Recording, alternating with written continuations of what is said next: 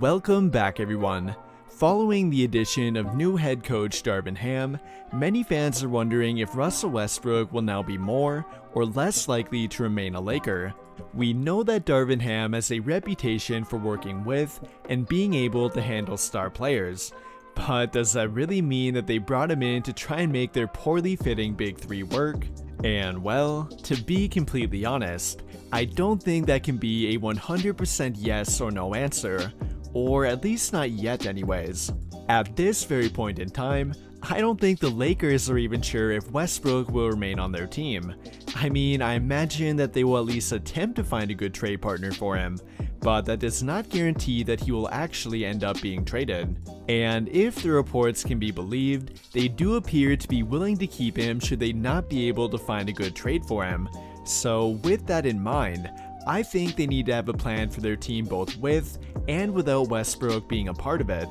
Depending on whichever outcome ends up happening, their team will and should look a whole lot different, as they cannot hope to win many games if they don't put better fitting players around him and really their entire quote-unquote Big Three in general. Now, you may not want him to stay, but again, they do need to have a plan in case that ends up happening.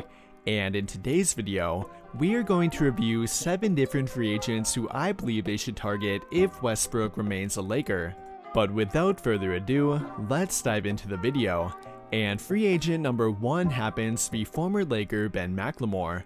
I wanted to begin with a budget option, and there are few, if any, reliable 3-point shooters who could be had for less than what McLemore could be. Now, I definitely prefer to put legitimate 3-and-D players around Russ, but then again, quality 3-and-D players typically do not come cheap. In fact, not even purely 3-point shooters typically come cheap nowadays either. And that is why Ben McLemore could be a great option. He has really begun to carve out a role as a high volume and quick triggered 3-point shooter during the past few years. In addition to that, he already has a level of familiarity with the Lakers and with LeBron and Anthony Davis in particular, as he played with them during the 2020-2021 NBA season. And while he definitely is not a great defender by any means, he has proven capable of playing average to above average defense in the past. Believe it or not, his best year on defense came while playing under Mike D'Antoni, who, as we know, has been notorious for putting a bigger priority on offense compared to defense. And if he could get McLemore to play defense, then I'm fairly confident that Darvin Ham could as well, and he did not look bad defensively while playing under Frank Vogel either.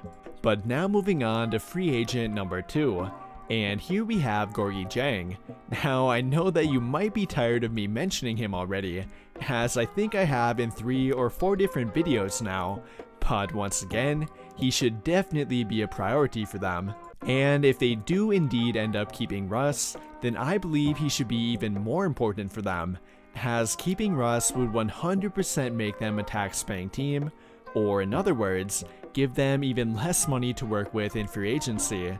There are few budget options better than Gorgi Jang, and probably none at center. He fits the mold of both a traditional and modern-day NBA big.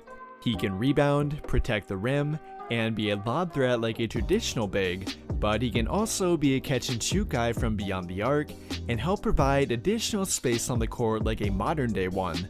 In my opinion, he is one of, if not the most undervalued player available in free agency, and whoever ends up getting him for likely a minimum contract will have the Atlanta Hawks to thank for devaluing him. But now moving on to free agent number 3. And here we have Delon Wright.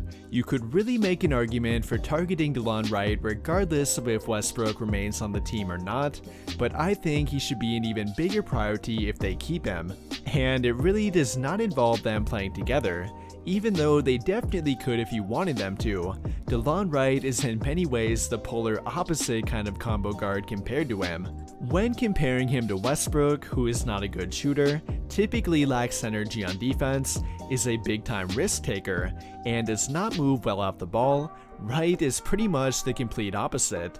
He is a very good defender, and one who will always play with effort. In addition to that, he is a very good decision maker on offense, as he very rarely turns the ball over and does not take many bad shots. Whenever Westbrook would be having a bad game, or is not a good fit for the team they're matching up with, that is when they can employ Delon Wright at point guard, which in my opinion would make him a great option for them to pick up.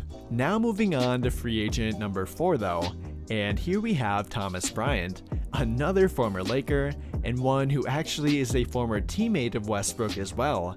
Bryant would be a great player to pair with him. He is pretty much the ideal type of center to pair with a guy like Russ. He runs the floor, he can be a lob threat, and he can even space the floor for him too. All of which are things that Westbrook practically needs from his center, and Thomas Bryant is a guy who does all 3 of them very well. No, he may not be a great defender, and he is trying to work his way back from a partially torn ACL yet, but all of that is why he could even be an option for them financially. Depending on how free agency plays out for him, Bryant could either get a long-term contract from a desperate rebuilding team, or could end up sitting for a while if teams are afraid to commit to him. And that is where a team like the Lakers could come in and get him for an affordable contract, which in my opinion would be an absolute ideal scenario for them, albeit one that may not be all that likely to happen. Now moving on to free agent number 5 though, and here we have Torion Prince, which might surprise you a little bit given that he is neither a lockdown defender nor extremely high volume 3-point shooter. However, he is above average in pretty much every key area that makes a role player a good fit with Westbrook. In addition to that, he is a very underrated catch and shoot player. I did mention that he is not an insanely high volume 3-point shooter, but he has regularly been a reliable one, and what has made him such an effective shooter is how good he is at catching and shooting the ball. If you take a look at the highlights I'm showing of him here, you will notice how prepared he is to shoot the ball in every single clip, and while that may seem like a given for an NBA player, not many do it better than Torion Prince. Then when you combine that with him being at least an average to slightly above average defender, that makes him very valuable in today's NBA. No, probably not valuable enough to earn another $15 million per year kind of contract, but definitely valuable enough to earn at least a portion of the taxpayer mid-level. Now moving on to free agent number 6 though, and here we have Chris Boucher, another big who fits the criteria to play with Russ. Boucher could potentially be a great big to go after. I do find it a bit unlikely that the Raptors would let him walk, but then again, he has been involved in trade rumors for a while now, and maybe they'll let him go now that Precious Achiuwa is filling a similar role for them. If they do end up doing that, he would become a prime target for the Lakers. Not only would he fit well with Russ, but he would fit well in a lineup with Anthony Davis too. Chris Boucher is a bit of a tweener, meaning that he is neither a true power forward nor center, but he does have the talent to play at both of them and would fit well in a lineup with all of LeBron, AD, and Russell Westbrook. He could space the floor for them, help protect the rim, and run the floor with them as well. He would take all of their taxpayer mid-level to acquire, but I think he could be worth it if Westbrook ends up staying. But now moving on to our final free agent, and that player happens to be Otto Porter. And just to be clear, I'm not saying that these are the only free agents that they should target if they do end up keeping Russ, but for the sake of keeping this video at a reasonable time, I am limiting it to only 7. And there might not be a better, more affordable option than Otto Porter. He would take their entire taxpayer mid-level to acquire, but I think it would be well worth it. He would appear to be a perfect fit in their starting lineup, being a 40% career 3-point shooter, and one who plays good defense would be exactly what they need. Now, he may not be the great one-on-one defender that they are looking for, as Otto Porter is more of an impactful off-ball defender, but we cannot afford to get too picky here given their lack of spending power. With all of that being said though, that will conclude my thoughts on 7 free agents that they should target in the case of Westbrook remaining a Laker, and if this video ends up doing well, I might make an entire offseason video regarding how they should build their team if they end up keeping him. What do you guys think though? Who do you think they should target if they end up keeping Russ? Let me know your thoughts by commenting down below and we can talk about it there. That will do it for this video though. Big thank you to those of you who took the time to watch until the end of this video, and until the end of all of my videos in general.